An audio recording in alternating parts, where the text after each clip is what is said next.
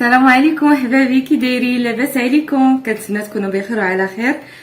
مرحبا بكم معايا في القناه ديالي زياري الحلويات التقليديه والعصريه. اليوم كاول فيديو غنقدموا لكم، جا صدفه مع واحد لا كوموند كانت عندنا تاع البسطيله. غادي نقدموا لكم بسطيله بريستيج، كنتمنى تنال الاعجاب ديالكم وتعجبكم.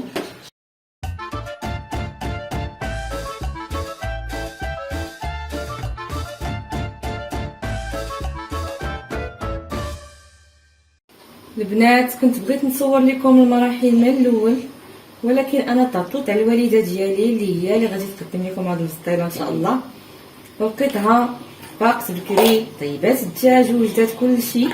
في هذا الفيديو غادي نوريكم غير الطريقه كيفاش كنمونطيو البسطيله، وكنوعدكم ان شاء الله في فيديو جديد غادي نحط فيه المراحل من الاول حتى الاخر ان شاء الله. المهم، من بعد ما طاب الدجاج قطرناه مزيان في واحد الشبيكه ونقيناه من العظم ديالو.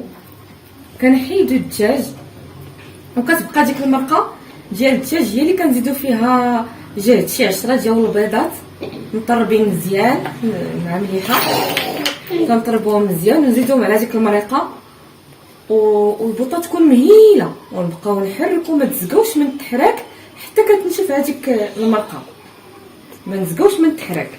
من بعد كنزيدو ليه داك الدجاج اللي منقي وشويه د الكوزه وروح الزهر وشويه القرفه وروح الزهر. الماء الزهر البنات راه ما خدامش، من الاحسن لاغوم تاع الزهر روح.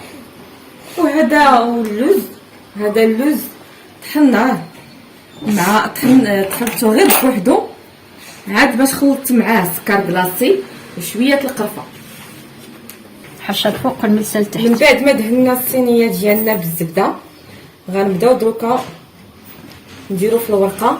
دائما البنات الورقه راه فيها واحد الجهه حرشه وجهه ملسه، دائما الجهه الملسه هي اللي كتكون لتحت والحرشه كتكون لداخل، باش منين كطيب البسطيله ديالنا كتجي مفينيه. ها نتوما البنات كيفاش كتشوفوا معنا كنديروا الورقه تقريبا واحد 4 الوراقي هكا في الجناب،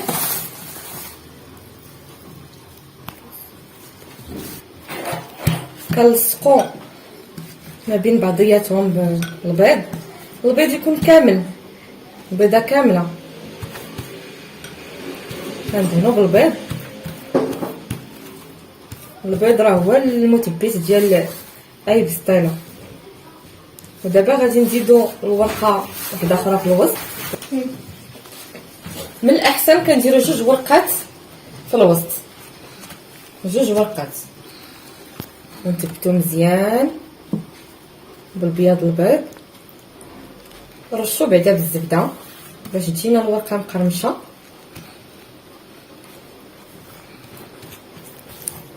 باش تجينا الورقه مقرمشه ضروري من الزبده. ومن بعد غادي نديرو واحد التفريشه ديال اللوز. هاد البسطيله البنات راه كبيره تاع 45 تفصيل ديال 45، راه كتهز تقريبا كيلو ديال اللوز، كتهز كيلو ديال اللوز البنات. كنديرو تفريشه ديال اللوز هي الاولى، من بعد كنديرو الخليط ديال الدجاج والبيض بحال هكا البنات كي تشوفوا معنا. كنستمروا هكا حتى كنعمروا الوسط والجناب كلهما. ها انتم البنات راه عامره تبارك الله. عاد كنزيدوا الطبقه ديال اللوز باش ما كان اللوز كثير راه كتجي البسطيله ديالنا كتجي بنينه. اللوز تا كيلعب واحد الدور مهم في المذاق ديال البسطيله. ودابا منين درنا كميه معقوله نيت ديال اللوز غادي نبداو كنمونطيو في البسطيله ديالنا بهاد الطريقه كيفاش كتشوفوا معنا، وضروري كنلصقوا بالبيض. ضروري. البيض هو اللي كيثبت الورقه على خدها.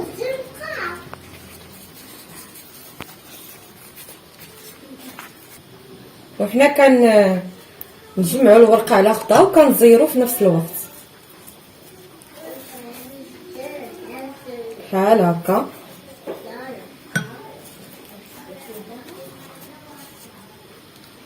من بعد ما جمعناه من الجناب ودرنا رشيناه بشويه الزبده ودرنا واحد طبقه نيت ديال البيض، درنا واحد الورقه اخرى اللي كتغطي داك العيب اللي كان في الوسط. حاولوا ندخلوها مزيان.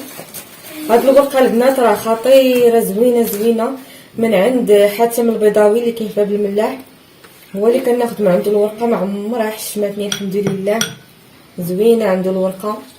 من بعد ما مونطينا البسطيله ديالنا دابا غادي ندخلوها للفران. الفران يسخن مزيان عاد ندخلو ليه البسطيله. انا عندي غير الفران العادي ديال الغاز، كنشعل عليها من التحت حتى تطيب ونعاود ننزلها تنشعل عليها عفوا الفوق حتى كطيب ونعاود ثاني ننزلها لتحت تحمر. وهذه هي البسطيله ديالنا من بعد ما طابت. دابا غادي نفينيوها. بالنسبه للفينيسيون كنحتاجو بريوات صغار بهذا القياس هذا، ايفيلي لوز ايفيلي، الورد، بيض السمان وشويه البافو. بالنسبه لهذا العشيش هذا ما بقاش ليا الوقت باش نمشي نشري الكنافه، فاضطريت انني ندير غير الورقه البسطيله، دوزتها من ديك الماكينه ديال السباكيتي وصوت بها عشيش ودرت في وسطو البيض بحال هكا ورشيتو بشويه البافو باش تجينا الذره ديال البسطيله مفينيه.